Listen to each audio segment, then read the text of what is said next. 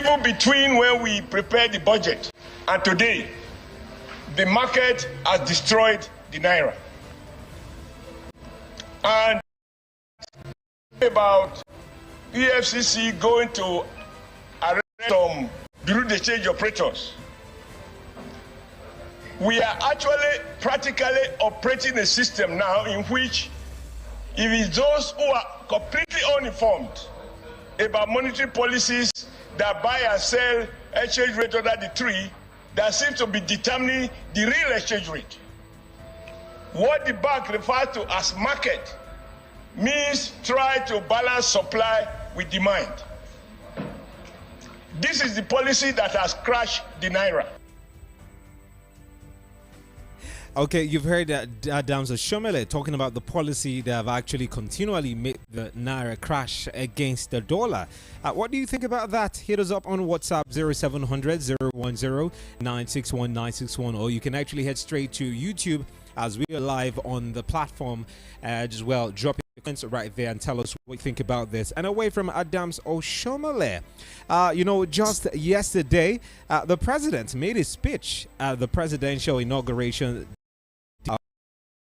at the State House in Abuja, and he touched on a lot of things: corruption or poverty, inconsistencies in policies. Get to listen to the president himself make this statement. Corruption, poverty, inconsistencies in policy, and many other problems confronting us. But don't pity me. I asked for the job. I campaigned for it. No excuses. I will live up to the deal. I promise you. Thank you very much. Thank you. This is a throwback statement by President Bola Ahmed Tinubu, which he made, some time ago, late last year, talking about poverty, inconsistencies in policies, many other problems confronting him. And of course, he made a statement which some Nigerians have held him by, saying, "Do not pity me. I campaigned for the job. I asked for the job. I campaigned for it. So no excuses." And now looking at this statement, I had to bring back, this statement made by the president, some time ago as regards his job as the president of the Federal Republic of Nigeria.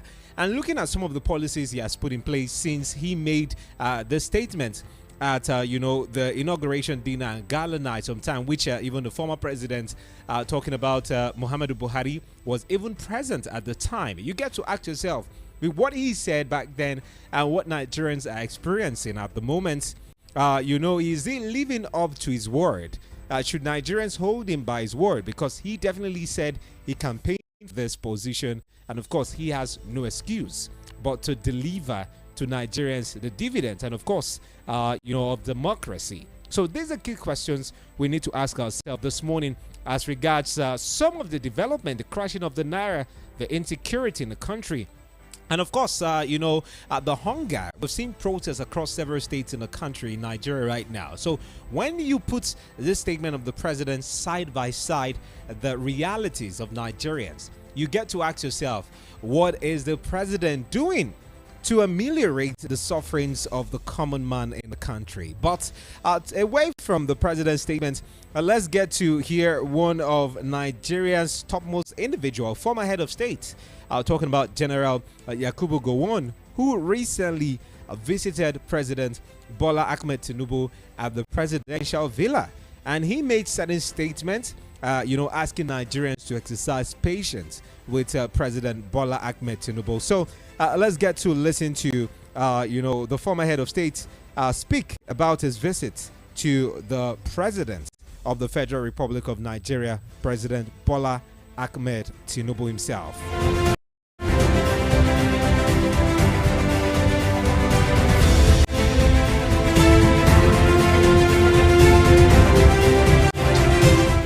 Since the inauguration, but I was there at the inauguration to wish him well and all success.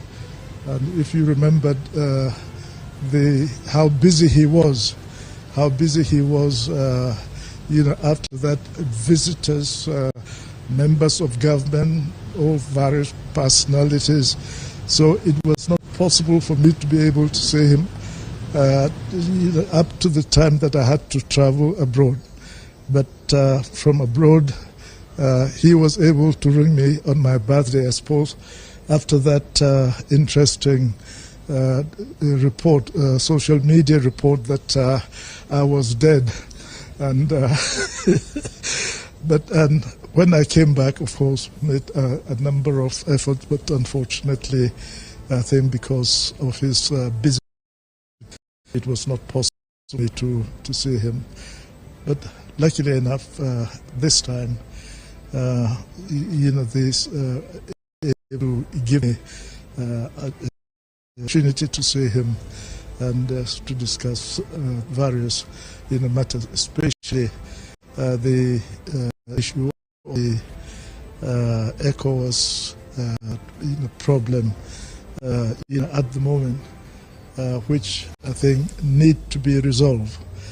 And being the surviving leader or founding fathers of the ECOWAS, I think we have to discuss some of his plan in order to see what can be done to bring the matter under control. So this is what has brought me here, and we had a very interesting meeting. And I have read, I'm told, some media report that I refused to ECOWAS press conference, isn't it? So is it you who gave that report? Who did that? Well, then, and trying to give the impression, yes, it is me who probably trying to trying to sort of sabotage, if I'm in that ECOWAS. No, that is not the case. I think there was a mixed communication somewhere, and but it gave the opportunity for Mr. President then to call me, and so that we can discuss. And what I was to do at that ECOWAS meeting was part of the discussion that we had today. So that has been done and solved. And I hope that we can probably be able to have that message done later on today at the ECOWAS headquarters, probably about 5 o'clock. I'm sure they will let you know. Okay, sir. Well, people out there, they know better than what you know there. But I think all that one can say is that we've got to Nigerians have to give the president time to get things really done, and it is too early to sort of say yes, that absolute result, perfect result, would be achieved now. So that is my opinion. Because I know, I think if I remembered, I was told that I was fighting the war, I was too slow, and probably Nigeria cannot make it, and that we should seek for discussion, and well, did we do it or not?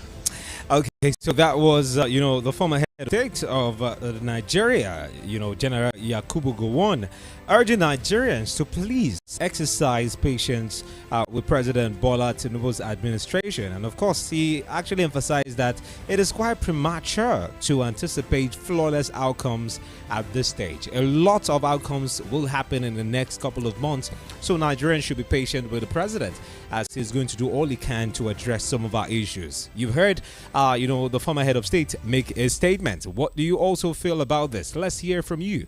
Hit us up on WhatsApp. 0700 010 961 961 0700 010-961-961. Send us a message on WhatsApp. You can also send a voice note as well. Let's get to hear from you. And that was the segment, Who Said What? Of course, we get straight to the front page review. And of course, we'll get to reach out to El-Rufai or Seni at the moment. Stay here. This is Voice of the People. My name is Simeon Sunday. And of course, now you have a voice. It's thrilling, controversial, heated, thought-provoking. Catch El-Rufai Oseni. Came here to misrepresent the facts today as regards subsidy removal. Kesire Agua. Report was that $9 billion is lost yearly to illegal mining. And Simeon Sunday. If you know something of this nature is happening within your community, why didn't you raise an alarm? On the Front Page Review, weekdays at 7:15 a.m. Now, you have a voice.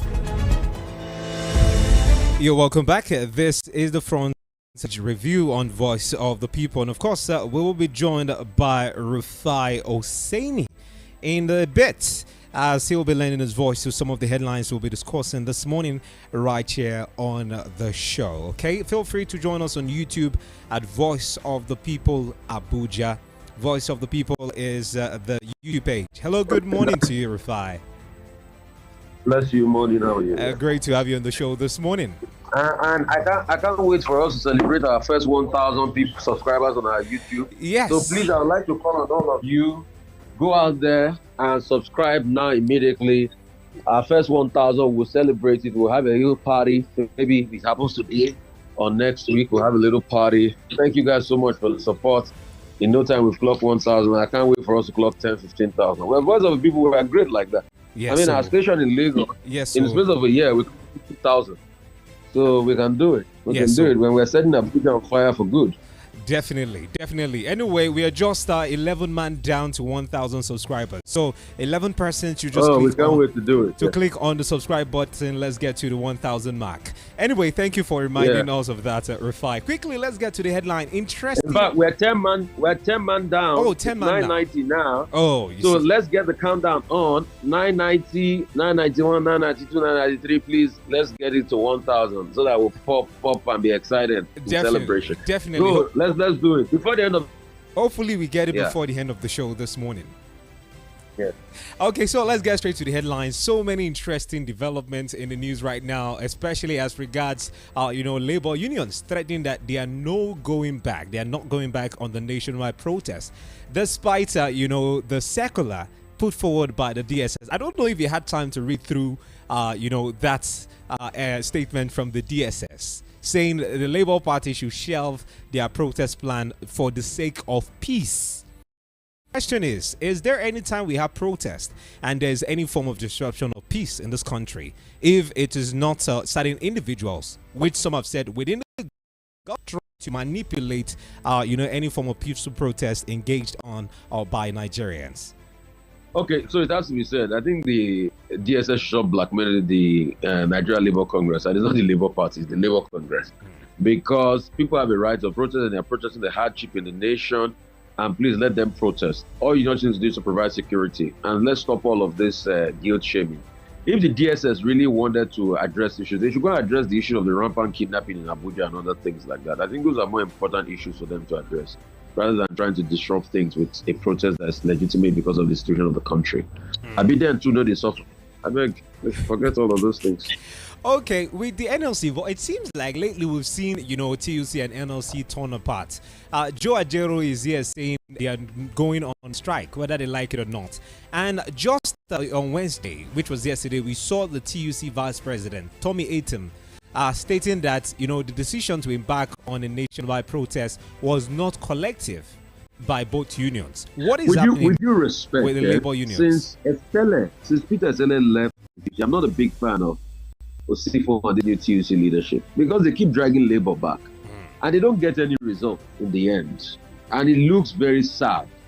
The wage award government is attempting to pay now, if labor are not threatening strike, government will not pay it. But this was the same Osifo that said they should not go on strike the last time.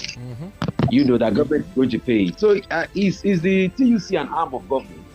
With due respect, I ask you, because I'm not, and that's why anytime I see Osifo on TV and I challenge him on most of his ideas, we have a very interesting conversation, because I don't know what's going on. the TUC is just dragging them back, and I don't like the position of TUC on one issue. They should bolster Labour. They should bolster Labour and give the Labour president the support he needs when necessary. Now, seeing should I call it the different views of both unions, because it is expected that TUC and NLC should be on the same page. Will this not, because when it comes to labor, what comes to the mind of an average Nigerian is the NLC. Most people do not even think about the TUC, except you and I and some individuals that know, the difference between these unions. Is this not giving Joe Ajero a bad name? I'm not saying it because I know Shelve very well. But since the time Shelve left, the TUC has been bereft of leadership. I'm sorry. After in terms of TUC leadership, Shelve is still always and always be a standard. That's just it. So, I mean, I don't know. It's just about. I think what's happening to our civil societies today is that they have a big leadership crisis. That's what's happening. Okay. They have a big leadership crisis. Very true. Hello, can you hear me? I'm with you. Okay. And away from the labor unions, let's talk about, the former Kwara State governor, who the EFCC is set to arraign tomorrow, which is Friday, for allegedly, 10 billion naira fraud. So, and that's Abdul Fattah Ahmed. Let's see how the case goes. We will have his time in court, and the EFCC will try to prove their case, and let's see how it turns out. Okay. That being said, now, President directive, we've seen protests across the country, and of course, on the headline this morning, I say it's 2 weeks after Tinubu's directive, federal government is even yet to release free grains to Nigerians.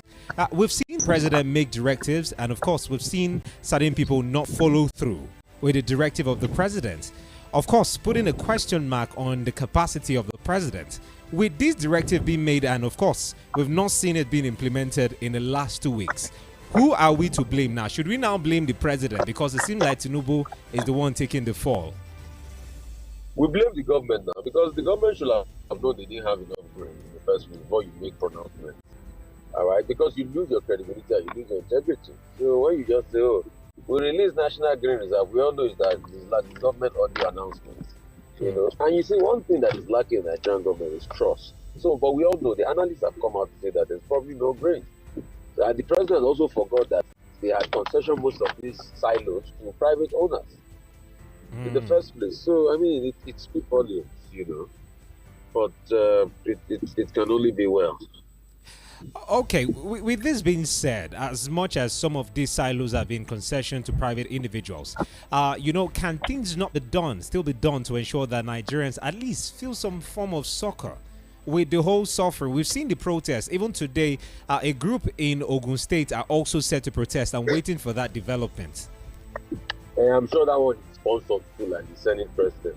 But, I'm not surprised about what the Senate president said, because it takes a sponsor a protest to do a sponsored protest. So probably that's how he too has been sponsoring protests, because people are hard, they are complaining there.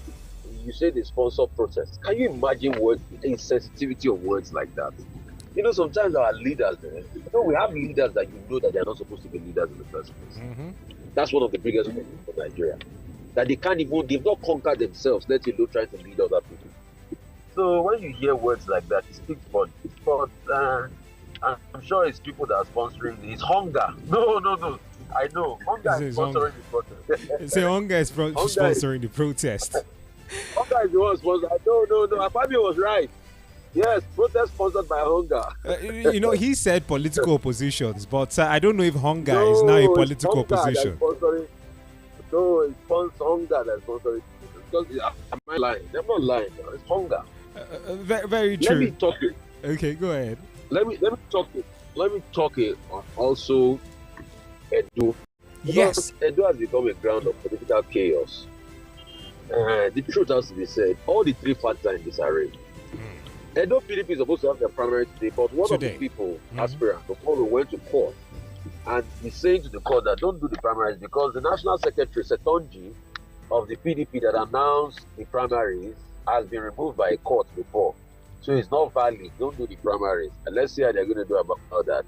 Labour, Abure was arrested yesterday. Yesterday. A man was accusing of Olumide Akwata. Olumide Akwata responded today. I think Bio News NG carried it. BioNewsNG.com carried it.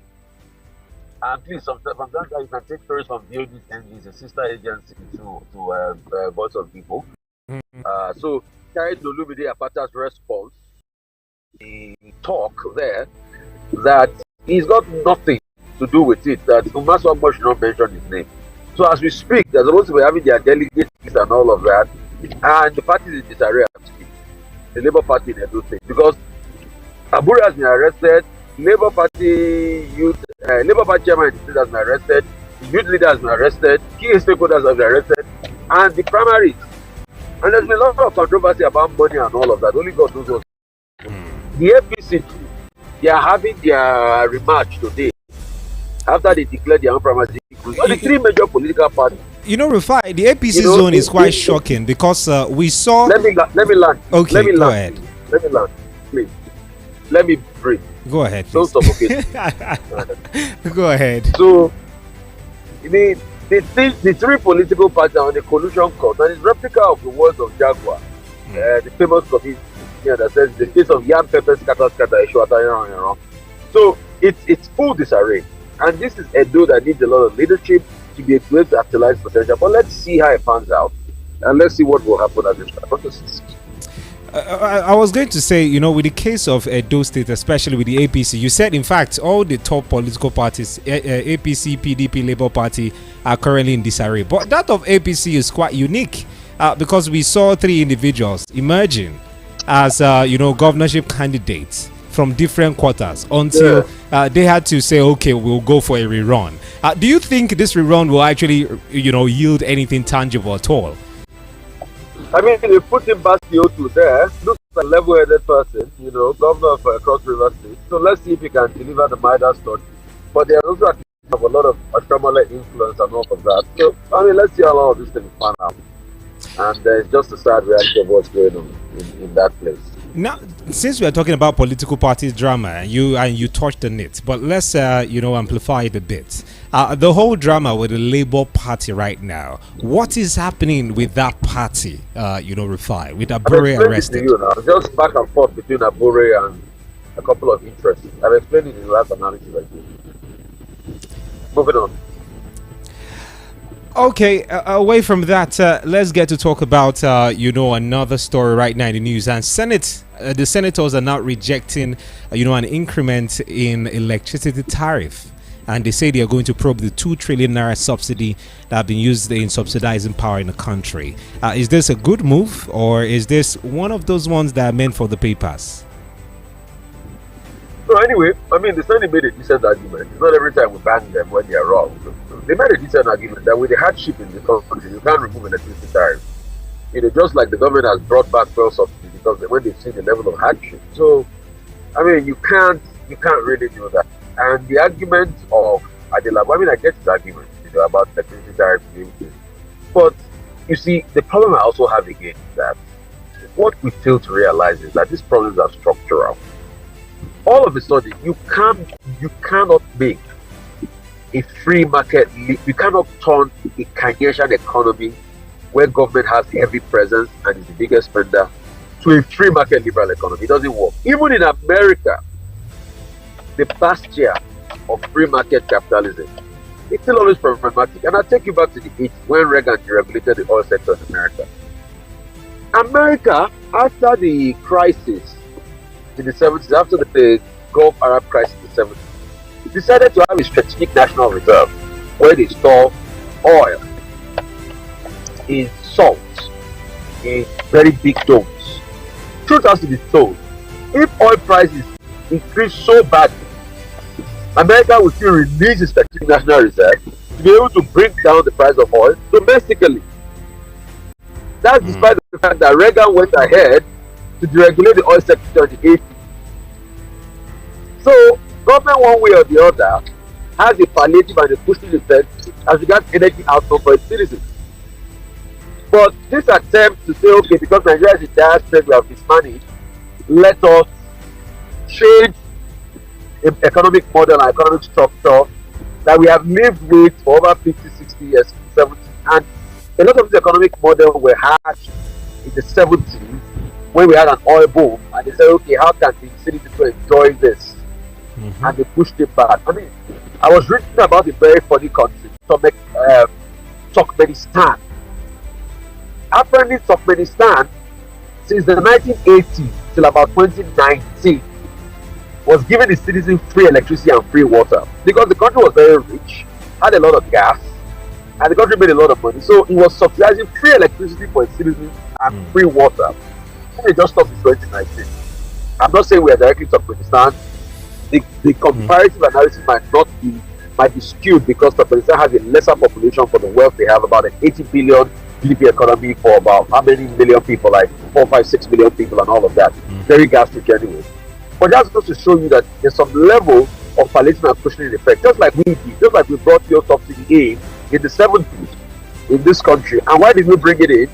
Because of the international shocks that were occasioned by the war, the Yom Kippur wars, when crude oil price rose from $3 per barrel to about $12 per barrel. So the rebates we got on selling crude and making money, what we did was we decided to use that to also subsidize for the citizens.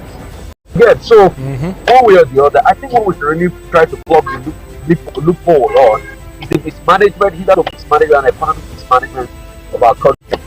Because if you didn't mismanage that much, all these bills now that is difficult that we're paying before will not be the order of the day. True. Very true. Okay, anyway, that being said, let's still touch on the hardship because I saw this development and what will El-Rufai say about this? Federal government to begin direct cash transfer to 15 million Nigerians. I'm not going to ask much question, but let's hear. I don't think they should start any cash transfer when they've not sorted out what happened to the former minister of the humanitarian, what they call that, supposed to handle all of that.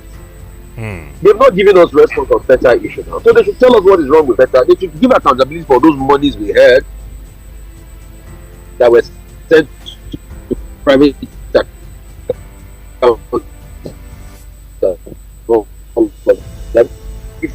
you start saying what the actual cash transfer. Let's do things right now. Okay. Anyway, Gessie is around. Good morning to you, Gessie. Good morning, Mr. El-Rufai. Apologies for joining the show at this time. Pardon? No one. It started yesterday, by the way. It drizzled a little bit in some parts of Abuja, but we are fine anyway. Yes, it did. So this particular story caught my attention, talking about Benue State giving herders 2 weeks ultimatum to vacate the state. I mean, we know that in 2017 Governor Autumn had banned grazing, open grazing within the state, and then we also saw in 2021 where all the 17 governors came together to ban open grazing and all that. Even though it hasn't been effective, the enforcement of it hasn't been effective, but now we're seeing the Benue State governor giving ultimatum to the armed herders to leave the state within 2 weeks. What exactly is your take on this? Yeah, hello.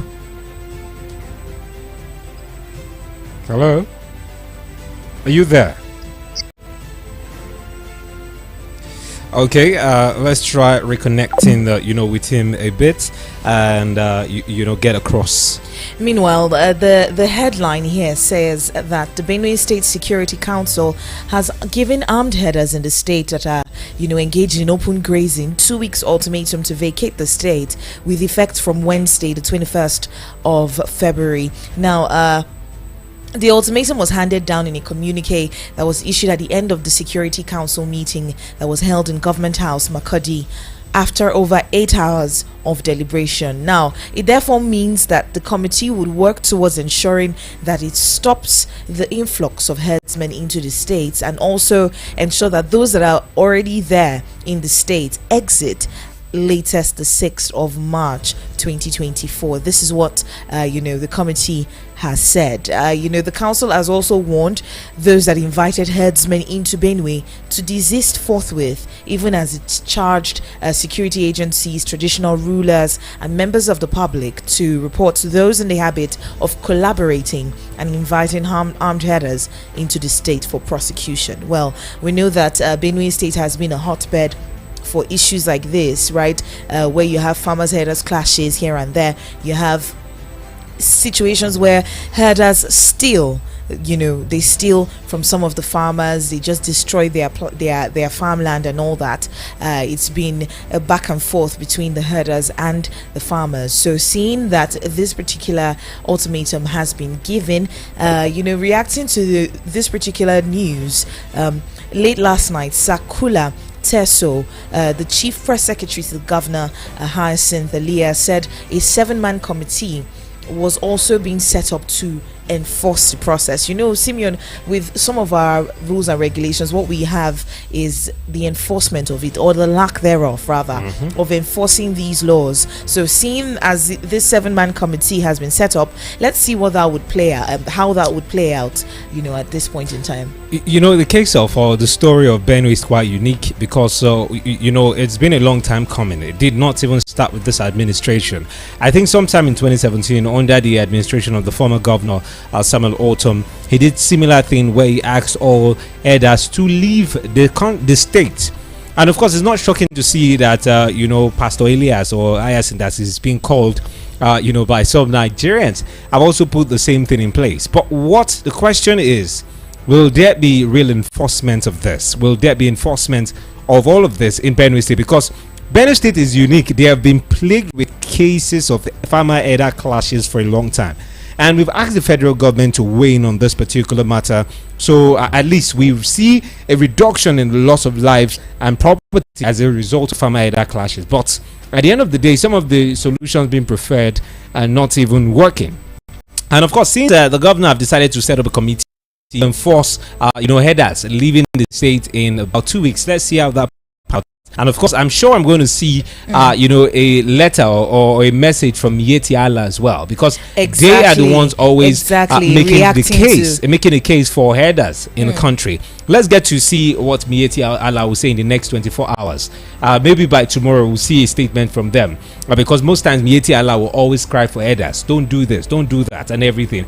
But as much as Yeti Allah is always, making cases for these herders, I do not know if Yeti Allah also speak to the herders on how to operate when they get to people's lands, because we had cases of crops, plants, what millions of naira being destroyed by herders because they are carrying their herders, their nomadic nature, carrying their heads to graze in people's farmland. And this is what has been causing a crisis in Benue State. We just hope that this move will at least help us see a reduction in the clashes in that particular state.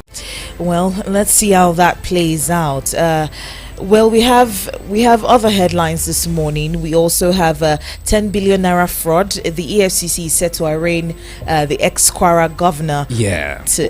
Tomorrow. Well, let's see how it pans out. I spoke with El-Rufai on it, and he decided not to touch, too much on it. He said, "Let's see how it pans out. Let's see, what the EFCC will do about, the former governor of Kwara State." We'll go on a quick break quickly to pay some bills.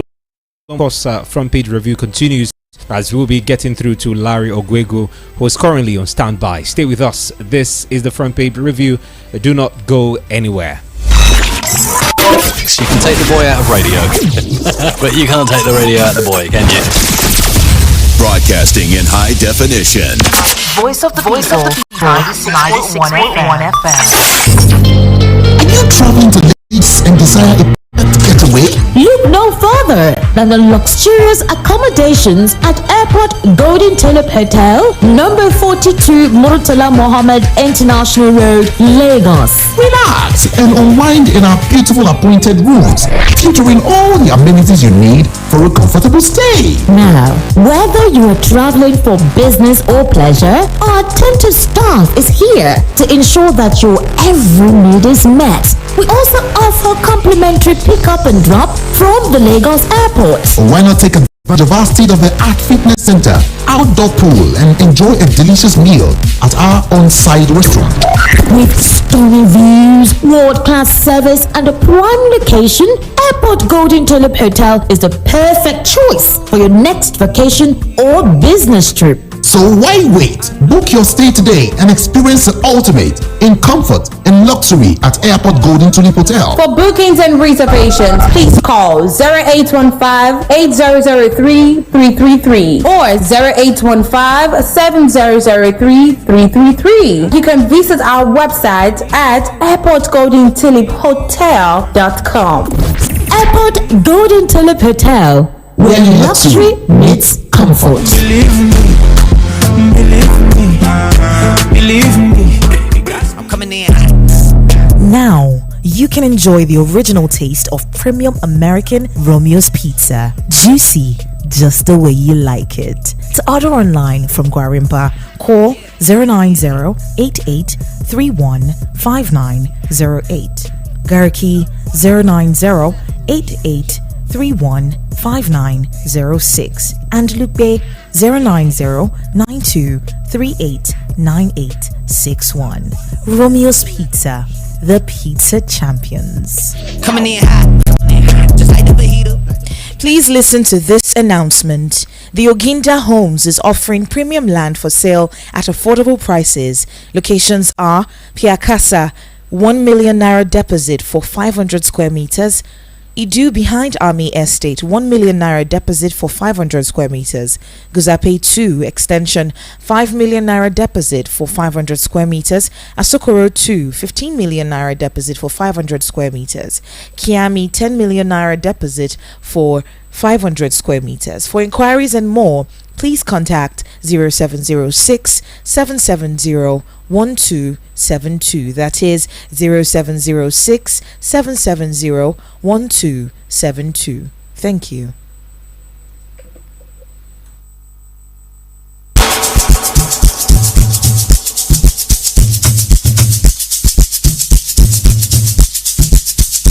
Are you aware that Iruka Online Limited installed and designed a 100,000 capacity church building? Oh yeah, we are the sole distributors of global leading brands all over the world, such as Wafday Line Array, speakers and digital amplifiers, Preseno's digital mixers and studio equipment, Coswell workstations and keyboards, Fender guitars, Mapex drums, Ashdown bass combos, just to mention but a few.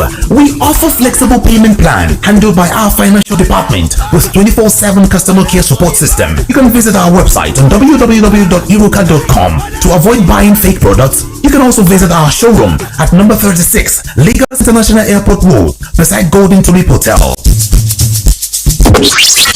Iruka, never settle for less. Others may drop the mic, I talk into it. If you're in need of a voice, well, I've got one. Voice of the People, 96.1 FM.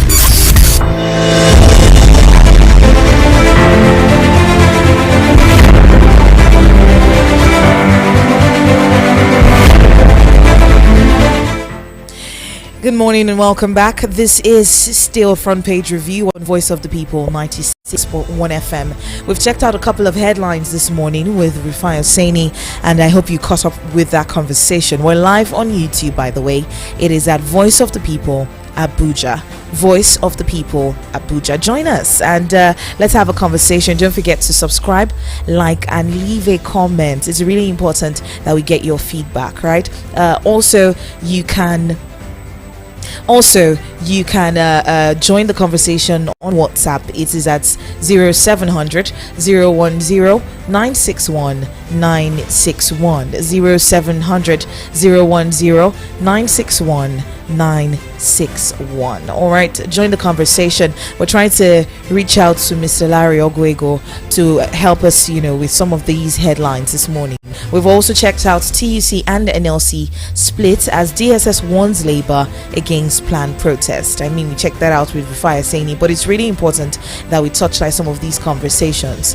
Then there's also the issue of the police releasing Abure on bail. That's the national chairman of the Labour Party, Julius Abure, who was arrested on Wednesday yesterday in Benin, by operatives of Zone 5 Police Headquarters, has been released on bail. Okay, we have Larry Grego on the line right now. Good morning to you, Mr. Larry. Good morning, my brother and my friend. How are you doing today? We're doing great. These days, don't suspect us. When you see different numbers calling you at the same time, you start wondering, are these people trying to track me? Don't worry, it's Voice of the People calling you. Yeah, it's okay. I'm used to that at this time. And once it's 8 o'clock, I expect that this call should come in. All right, Mr. Larry, let's start with, the conversation with Labour Party, the national chairman of the Labour Party, Julius Abure, who was arrested on Wednesday, by operatives of Zone 5 Police Headquarters in Benin. And it was gathered that the arrest was the result of a petition that was forwarded to the IG of police in Abuja. We're wondering what exactly this could be connected to. The embattled Labour Party, we talked about it for a minute, but just to get your view.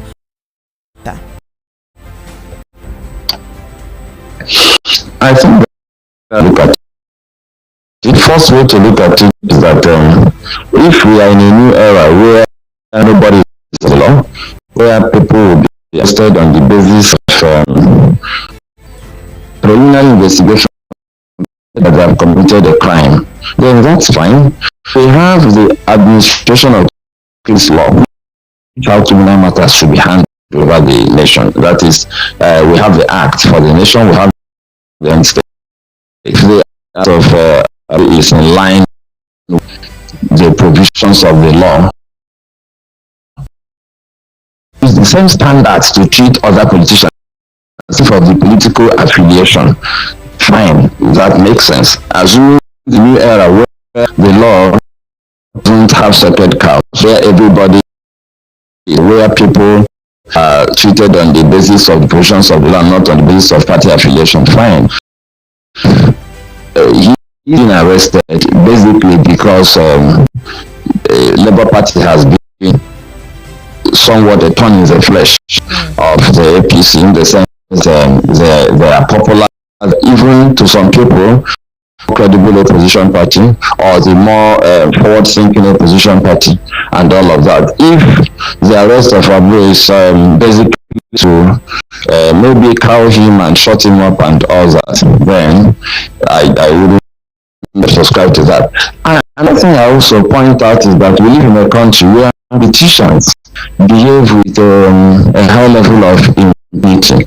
That is, they assume that there will be consequences for their action. The point here is that there are a lot of allegations against the chairman of the Labour Party.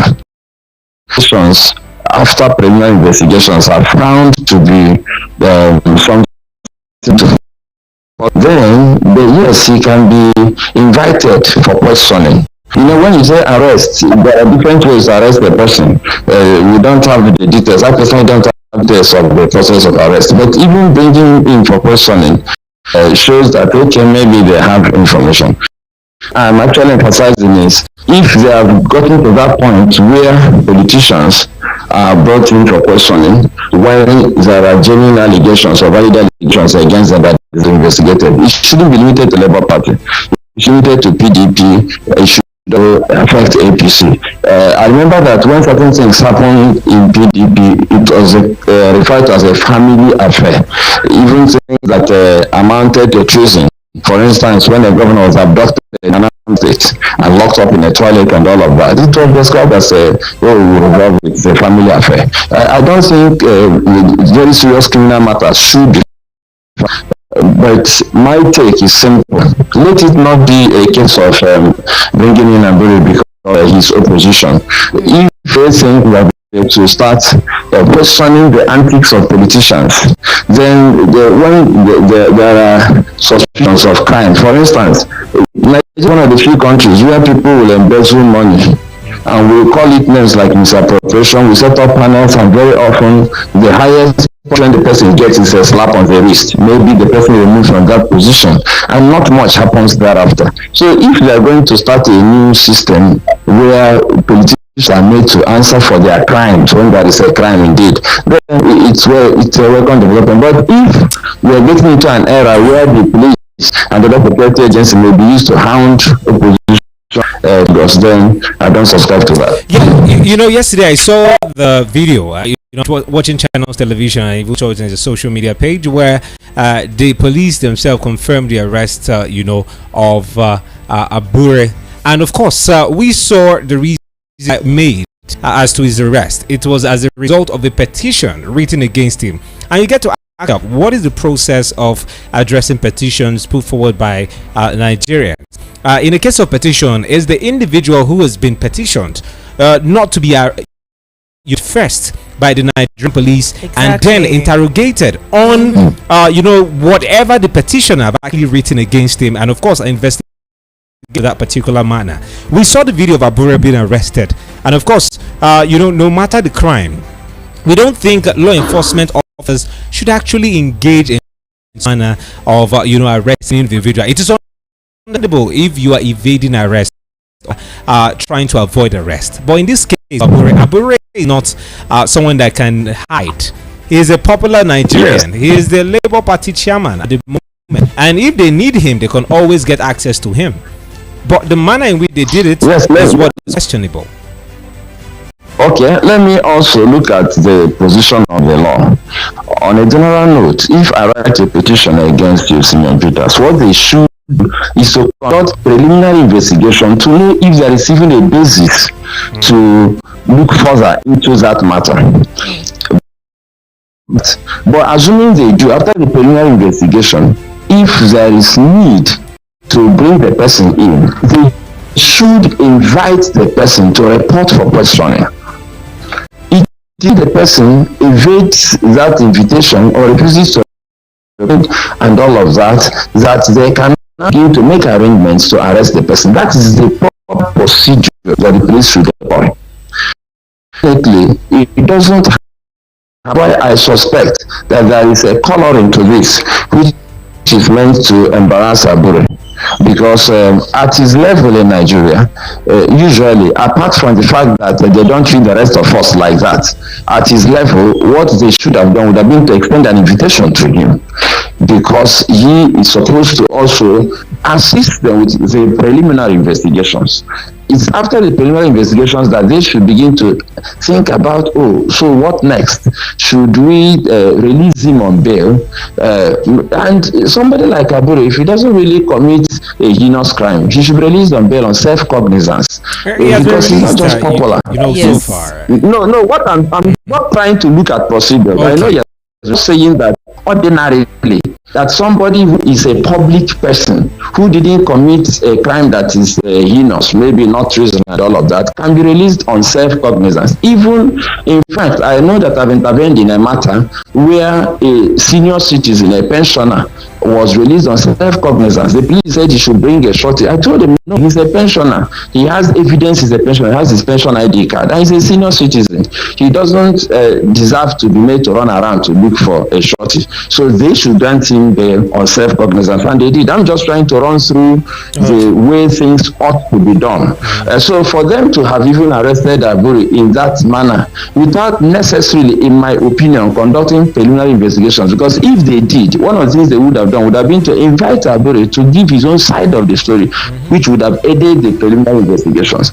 Unfortunately, a lot of these things don't happen in Nigeria. It's a chaotic space that we are operating in. Very often, politicians interfere with the operations of the police. There are two things that primarily interfere. That is politicians and money bags. That is two kinds of persons. The police should learn how to operate professionals using the law and the standard operating procedure that they have developed to do the work. Incidentally, that is not what is happening up to now. And it's sad because when they get to that point where it looks as if they are going to use security agencies to try to cow the opposition and make them maybe docile and afraid to speak up, then we are heading towards a very dangerous kind of democracy. In fact, not even practicing like democracy. So when we begin to introduce that element, we're actually heading a dictatorship. All right. To another hand this morning, we're seeing a story of on the defamation cause. Emefiele is threatening Akpabio with a 25 billion naira lawsuit. Akpabio had made a statement. He said the cause of the entire hardship in Nigeria today is as a result of the policies of the previous administration. A serial offender whose action is responsible for all the hardship experienced by Nigerians today, and a person who has committed offences that are so numerous that the government is confused as to which of the offences to prefer a charge against him. He's putting Emefiele in reference in this particular statement. So because of that, Emefiele has gone ahead to slam him with a threat of a lawsuit, 25 billion naira lawsuit. This issue of us having politicians make bold statements unopposed on I don't know any other adjective to use to qualify it, right? Where do we draw the line? What I find surprising is that Senator Akpabio is actually a senior lawyer, so he understands the law about libel, about defamation, and all of that. Senator Akpabio also is a prominent Nigerian, so a lot of people will take his views and his words without even scrutinizing them and say, oh, if the Senate president said it, then it's true. But another thing I think we should also be looking at is how do we speak, especially when you're in public space. I'm sure that if a journalist said what Akpabio said about the Senate president, I mean, if a journalist made similar statements about him, the journalist may be standing trial for now. That is, I mean, we have cases where journalists have been arrested. No, Larry, quickly, let me chip in there. The last time a journalist asked a politician who is bankrolling you, the journalist was almost slapped. This is not even a defamation matter. And asking someone who is bankrolling you is a legitimate question. All you have to do is to tell journalists, I'm bankrolling myself, or my supporters are. It's a simple legitimate question. He almost got a slap. Now, Akpabio made statements which are, in my opinion, defamatory. My opinion, because he was speaking about matters that are in court, but he was also speaking in such a way as if he had concluded, or even the courts have concluded, that Emefiele indeed committed crimes. In fact, that the crimes are so many that you don't even know which one to hold him accountable for. That kind of statement is not the kind of statement to make in public space. If you want to make them in your living room or in a lounge or in a pub, drinking with friends, that's fine. But for a person in public space, knowing fully well that these things should be widely reported, when you make such statements, you're putting the man in bad light. That is, you're actually making him look like a convict when he still standing trial. And the subject matter is actually something that he has vehemently denied and entered a not guilty plea in court. But you are convicting him in the court of public opinion. You are saying he has committed so many crimes that you don't even know which one to hold him accountable for. That kind of statement is not really supposed to come from a statesman, from a national leader. We should learn to season our words. We should learn to be deliberate when we speak. Even as an analyst, you have to be deliberate. As a presenter, you are deliberate. So why shouldn't we expect our leaders to be deliberate when they speak? If you want to prefer an opinion, you prefer an opinion that will not be injurious to the character of another person. So I think Senator Akpabio saw it coming. He has to either resolve the matter or head to court to explain to the court that he didn't injure the reputation of Emefiele. Emefiele has been through a lot lately, and I'm sure he won't want people to go to town. every misadventure that we've had lately as a nation on his doorsteps. The man thinks he also made very interesting contributions to Nigeria. I mean, he says so, nobody's remembering those contributions. So I think this would be a warning shot for politicians and people generally who make careless statements about other persons without considering that they have a reputation to protect, and that the law actually permits them not only to protect that reputation but to recover damages if they feel genuinely that their reputation has been injured. Okay, that being said, let's move away from that and let's talk about the EFCC right now. It seems like the EFCC is going on an arrest spree where they are arresting people. We talked about the case of Abuja 2 days ago, and of course there are recent developments as it is reported that the EFCC raid Bureau de Change operators in 3 states. They are arrested in Oyo, Ibadan. That's Ibadan. They were also arrested, raided Kano as well as Abuja as well. So looking at this, what is the FCC truly doing? Are they doing all they can to ensure that to some extent those holding the dollar and making the value of the dollar greater over the Nigerian naira are being brought to book at the end of the day? Is this move going to yield any fruit? First of all, I do not subscribe to the method that EFCC is deploying, basically because it cannot reverse the woes of the naira. That's the truth. If you look at the players in the forex sector, one of the major players in the forex sector that brought us here are the banks, the commercial banks. I mean, I've had the misfortune of trying to get basic travel allowance from commercial banks. I've also had the misfortune of trying to get other foreign exchange that the law permits me to get. As a matter of fact, I've had situations where some of my friends will go to the bank to get the dollar they deposited in their DOM account, and the bank will say we don't have dollar.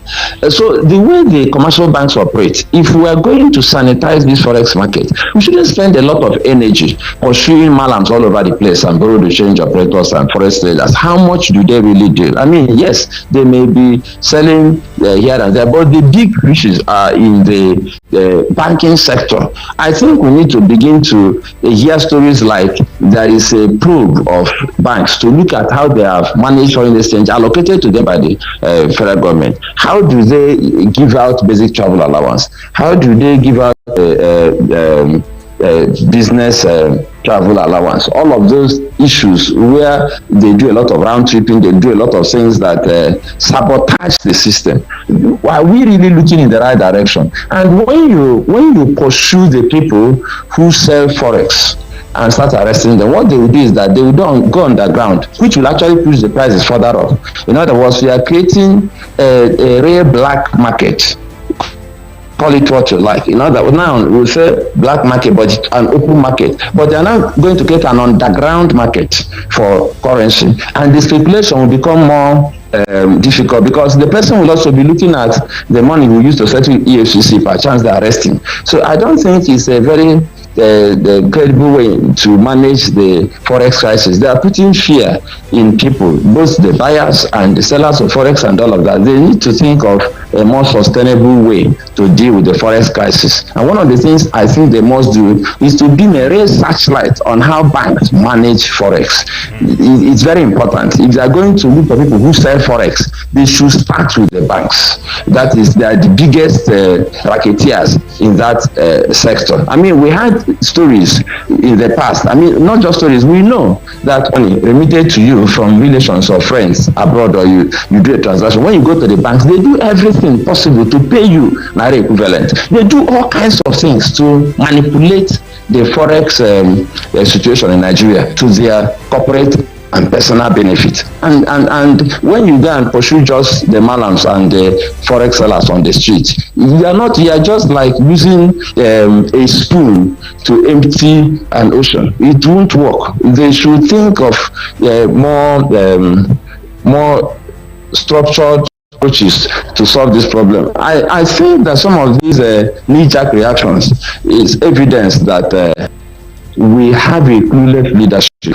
That is, like I was discussing with my friend yesterday, we concluded that the driver appears to have lost control. For some of us who drive, when you're on slippery ground or when some things happen and you lose control of the steering wheel, sometimes you find out that you have practically lost control and the car is moving uncontrollably. I think that is almost where we are now, and I think the driver should take a hard look at how to steady this vehicle and get us out of this the forex embarrassment. It's not just an embarrassment, it's causing massive dislocation in the economy, and people are losing confidence in the naira. And like I said earlier, the more they lose confidence in the local currency, the more they may want to store value in foreign currencies, and the more they want to do that, the more the value of the naira will slide.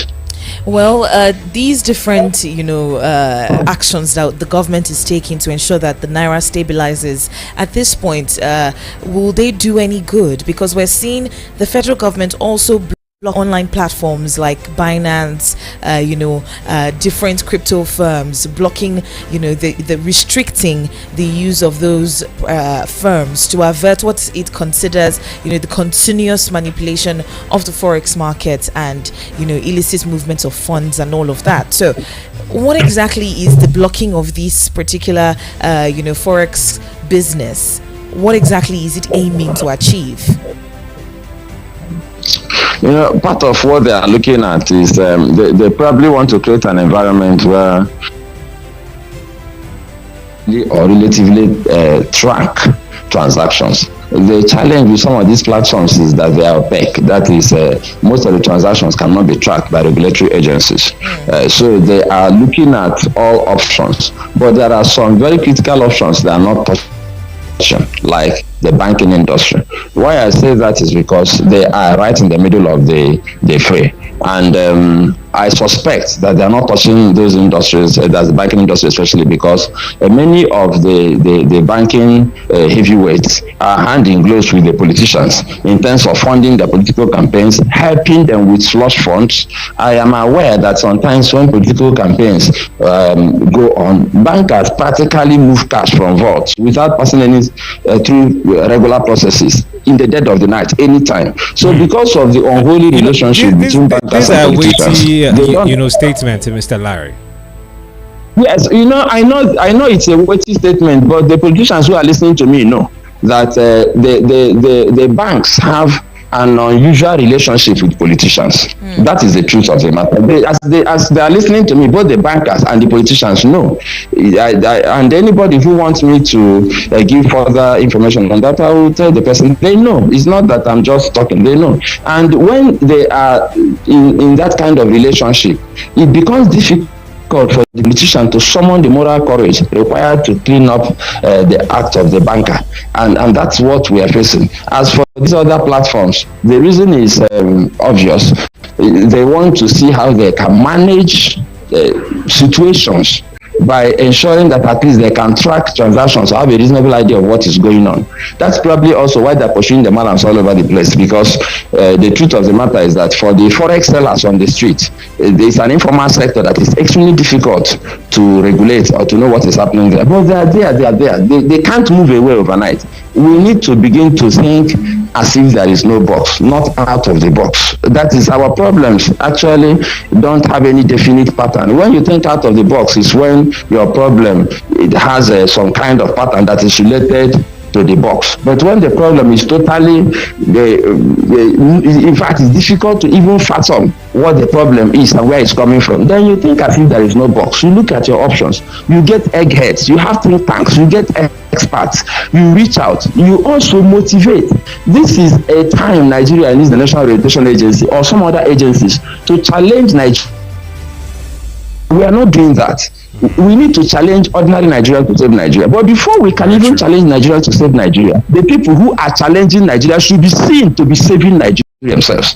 Once you see, I remember the Andrew don't check out slogan when in those days, Andrew don't check out. It reverberated across the nation. People started challenging people, don't check out. Let's salvage it together. This is the only country we have. Let's come to think about it. The slogan that is the only country we have came from that particular the campaign. That is the only country we have. Let's salvage it together. But we have politicians who don't even believe in Nigeria. You can quote me, and because they don't believe believe in Nigeria, they will sound hollow if they start campaigning that we should save Nigeria. Okay. And that's the problem we have. Okay. We can mobilize ourselves and save this country, but the people who are leading us are not even interested in saving the country. Anyway, I'm not asking you to, analyze this or talk on this. But just before we go, I just want to ask you one question. It's a yes or no, question. Mr. Larry, have you gotten your own share of the 30 billion naira each that was distributed to governors to address food shortage? Yes or no?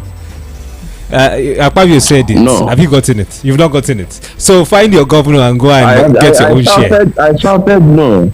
Maybe Mr. Larry, you're not vulnerable enough. You're not vulnerable enough. No, probably. sorry, I shouted no. I've not gotten it, and I don't know anybody who has gotten it. That's another dimension to the question. I don't know anybody who has gotten. Got it, right? Thank you so much, Mr. Larry, for joining us this morning. Have a great morning. And of course, back to you, Gessie. I think it's about time you take night bus, right? Because morning buses, they've started moving already. So maybe by 4 p.m., just go to Utako or the nearest bus station close to you. Go to Yenogwa and then go and ask, Diria, what's up?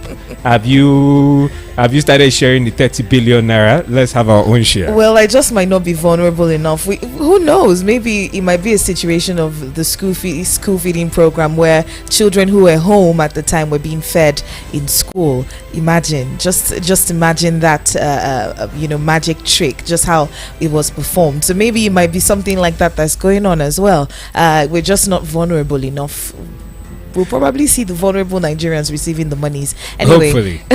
Anyway, we've got to pay some bills. This has been Frontpage Review on Voice of the People 96.1 FM. I've got an announcement during the break, so make sure that you listen. Of course, coming up at 8:30 is Sports Bit. And remember, we are on our way to 1,000 subscribers on YouTube. So we just when I started the show, we were at 989. Now we are at 992. So 8 more subscribers, and we get to have a huge celebration right here in the studios when we hit to the 1,000 subscribers mark. Anyway, stick around. We'll catch you at the top of the hour right